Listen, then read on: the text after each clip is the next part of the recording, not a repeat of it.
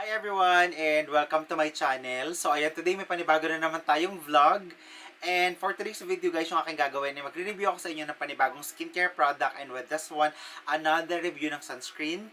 And I am so happy to share with you because this sunscreen ay designed for men. So sa mga kalalakihan na naghahanap ng skincare products, ng sunscreen, this one is for you. And konting disclaimer lang, everything that will be shared sa video na ito ay based sa aking personal experience upon trying, upon testing the product sa aking skin.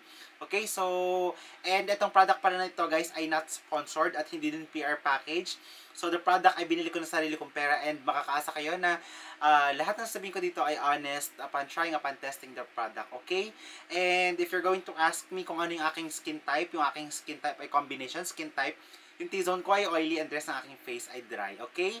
And this is the product. So this is the Camu sunscreen or Camu Sunstick. So this is the product that I will be reviewing today, and this is it. So guys, I'm sorry kasi nawawala yung pinaka-box niya. So hindi ko na mahanap, but ang mahalaga ay nandito yung pinaka-product niya. Okay? So it comes with a very decent box naman. So everything that you need to know ay nasa box. So you don't have to worry. So the product ay FDA approved din. So safe na safe itong product na ito. And yun pala guys, etong product na ito ay nabili ko sa Orange App. Wow, sa Orange App. So, sa Shopee sa halagang 300 pesos. Pero, with this one, I think available din ito sa Lazada and sa TikTok. And if you're interested, ililink ko sa description box yung pinaka-link nito para makabili kayo. Okay? And ito nga yung product. And this is the Camu Mineral Sun Stick. So, ito ay sunscreen on stick. And with this one, itong sunscreen na ito ay SPF 50 PA++++. And this one, meron siyang extreme sun protection. So, yun yung maganda sa sunscreen na ito. Ibig sabihin, protected yung ating skin from UVA at UVB. And kasi yung ginagawa ng sunscreen ay pinapanatili nitong safe yung ating skin sa pagkakaroon ng skin cancer and hyperpigmentation. Plus, yung skin premature aging. Kasi kapag hindi tayo gumagamit ng sunscreen, mabilis tumanda yung ating skin in a way na mabilis maging visible yung mga wrinkles natin. And kasi kapag hindi tayo gumagamit ng sunscreen, tapos exposed tayo sa araw, natatamaan ng UV rays yung ating skin, tapos nadadamage yung collagen production sa ating skin. So that is why mabilis magka-wrinkles yung ating skin, and tinatawag na skin premature aging. And that is why very important na gumamit ng sunscreen every day. Tapos kapag mga sunstick gumagamit ng every 1 to 2 hours, tapos ini-spread lang siya evenly sa skin. Now kapag naman ang sunscreen yung ay yung liquid, 2 fingers method yung right amount na gamitin natin sa ating skin. Okay? Sa 300 pesos, meron ka ng 20 grams of the product.